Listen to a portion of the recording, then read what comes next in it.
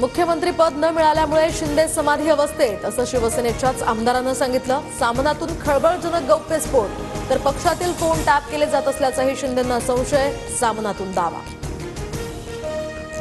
मुख्यमंत्री पद न मिळाल्यामुळे मातोश्रीवर काळा जादू केला जातोय, राऊतांनी त्यावर लेख लिहावा। सामनातील रोखठोकवरून नितेश राणेंचा संजय राऊतांना टोला।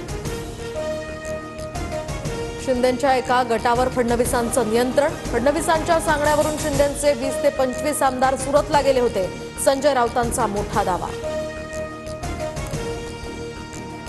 राजकारणात कधीही काहीही होऊ शकतं, उद्धव ठाकरे भाजप एकत्र येतील का या प्रश्नावर ठाकरे गटाचे विनायक राऊत यांचं सूचक उत्तर। माझ्या वडिलांवर झालेले वार का दिसले नाहीत, वैभवी देशमुख हिचा नामदेव शास्त्रींना संतप्त सवाल। संतोष देशमुखांच्या कुटुंबासह शिष्टमंडळ आज भगवानगडावर जाणार, तर आरोपींच्या गुन्ह्याचे पुरावे देऊन न्यायाची मागणी करणार।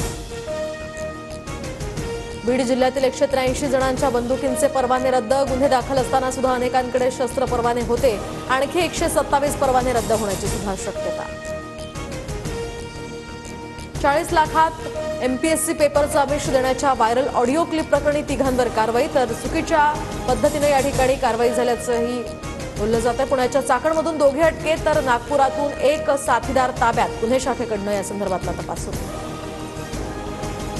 मालेगावात बांगलादेशींना बनावट कागदपत्र देणाऱ्यांना अटक, तर आता भाजप नेते किरीट सोमय्या यांच्या तक्रारीनंतर छावणी पोलिसांची कारवाई, बनावट कागदपत्र तयार करून बांगलादेशी लोक राहत असल्याचाही आरोप।